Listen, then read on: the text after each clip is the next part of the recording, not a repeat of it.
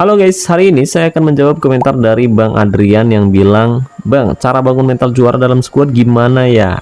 Oke, jadi katanya gitu guys. So, buat teman-teman yang mungkin punya pertanyaan sama seperti Bang Adrian, yuk pastiin kalian simak video ini sampai selesai. Karena di video ini saya akan membahas banyak hal yang sangat-sangat bermanfaat, terutama buat teman-teman yang baru main Top 11, khususnya buat player gratisan garis keras. Tapi sebelum lanjut, jangan lupa like dan juga subscribe biar saya tetap semangat membahas seputar game Top 11 ke depannya. Terima kasih.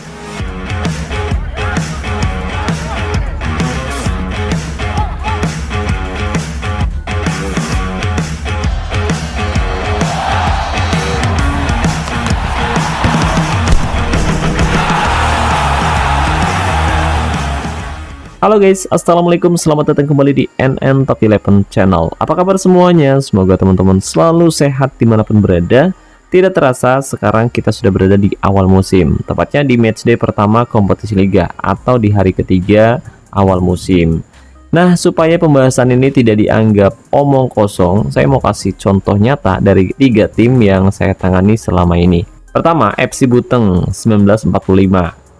Akun ini saya buat 5 musim yang lalu guys, dan dalam 5 musim berturut-turut saya berhasil meraih 5 trofi liga, 3 trofi liga champion, 2 trofi cup, dan 3 trofi ultimate cup.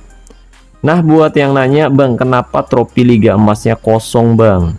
Ya, trofi liga emas kosong karena tim saya memang tidak pernah main di kompetisi itu guys, karena liga emas adalah kompetisi kasta kedua di bawah liga champion. Jadi sejauh ini tim saya hampir nggak pernah main di kompetisi Liga Emas ya guys ya. Kedua, SP Werder Bremen, tim level 36. Jadi selama 35 musim terakhir tim ini sukses meraih 30 trofi liga, 26 trofi Liga Champion, 20 trofi Cup, dan 26 trofi Ultimate Cup.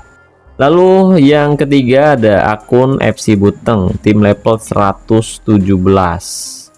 Ini akun utama saya yang sudah lama banget.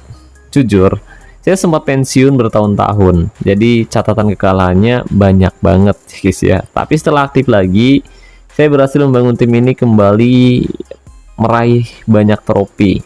Ya, total saya berhasil meraih 64 trofi liga, 21 trofi Liga Champion, 29 trofi Cup, dan 19 trofi Ultimate Cup. Bukan 19 juta lapangan kerja, bukan guys.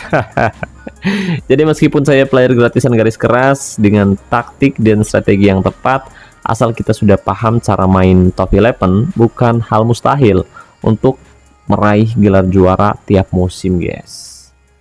Nah, sekarang mari kita bahas step by step membangun tim agar punya mental juara kayak gini. Oke, jadi hal pertama yang harus diingat nih buat player gratisan garis keras, yaitu jangan pernah boros. Jadi di awal pertama kali kamu main Top 11, usahakan fokus dulu nabung booster kondisi atau paket istirahat tiap hari selama 2 atau 3 musim guys. Caranya mudah banget, kalian bisa cek video saya yang ini. Nah, selama menabung kalian bisa pakai squad seadanya dulu guys, dan usahakan jangan borong pemain dari lelang atau dari pemandu bakat, karena ya di awal-awal cari duit itu susah, apalagi pemain dari pemandu bakat harganya mahal banget. Usahakan cukup beli beberapa pemain yang benar-benar kalian butuhkan. Kedua, manfaatkan pemain dari akademi remaja.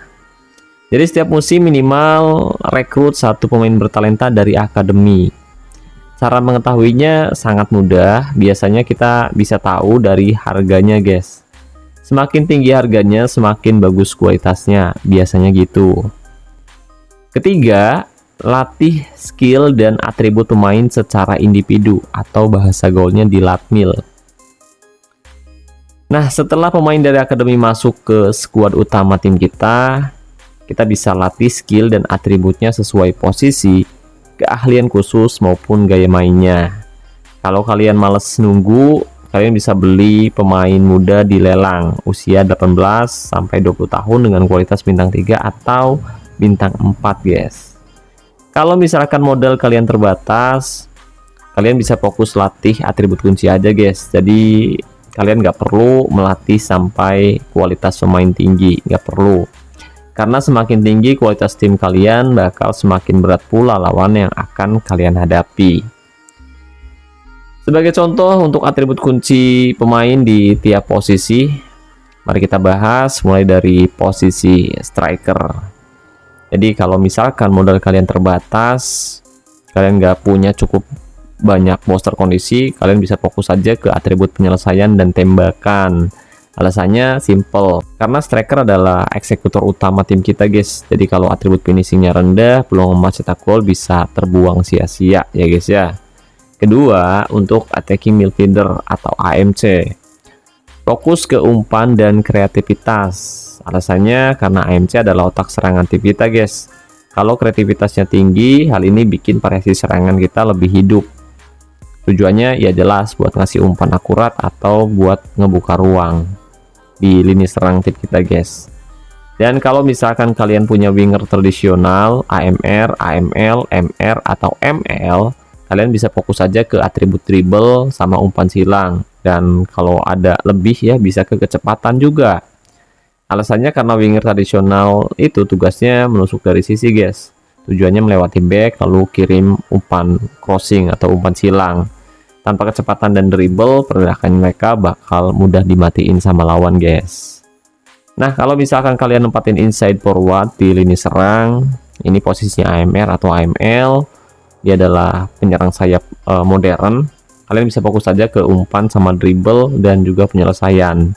Ya, alasannya kenapa kita harus melatih ketiga atribut tersebut? Tentu karena mereka seringkali cut inside ke tengah, jadi mereka harus bisa melakukan dribble, masuk kotak penalti, dan mengeksekusi peluang jadi gol atau memberikan assist buat rekan setimnya guys. Nah, kalau misalkan kalian nempatin regista, ini bisa CM atau DMC, gaya si playmaker dalam ya guys ya, gaya main playmaker dalam, kalian bisa fokus saja ke umpan dan kreativitas. Jadi alasan kenapa kita harus melatih atribut tersebut yaitu karena memang si regista ini adalah pengatur tempo dari lini tengah. Kalau mereka punya umpan yang akurat dan visi permainan tinggi, tentu hal ini bikin tim kita jadi lebih stabil. Nah, dengan fokus ke atribut kunci, tentu hal ini bikin pemain lebih efektif sesuai perannya masing-masing guys. Jadi kalau modal kalian terbatas, kalian nggak perlu latih semua atribut sampai tinggi, cukup latih yang relevan dengan gaya mainnya aja guys. Nah, yang keempat, ini yang paling penting dan paling krusial. Pastiin kalian harus melatih tim kalian secara rutin tiap hari. Ya, pastikan tim selalu dilatih setiap hari untuk meningkatkan form latihan dan bonus ketajaman. Karena percuma guys, sebagus apapun tim kalian, kalau kalian nggak melatih tim kalian ya, kalau tim kalian tidak dilatih, performanya pasti bakal turun guys. Tim kalian bakal main jelek beneran. Jadi pastiin kalian harus konsisten melatih tim kalian setiap hari. Nah, dengan cara ini tim yang saya tangani alhamdulillah selalu sukses meraih gelar juara tiap musim guys. Itu ya guys ya, caranya mudah banget sih, tapi yang susah itu konsistennya. Nah, kesimpulannya, mental juara bukan lahir di final guys, tapi dibentuk dari setiap latihan, setiap rotasi, dan setiap laga-laga kecil. Jadi buat teman-teman player gratisan garis keras, jangan pernah minder. Dengan mental baja dan strategi yang tepat, saya yakin kalian bisa angkat trofi setiap musim.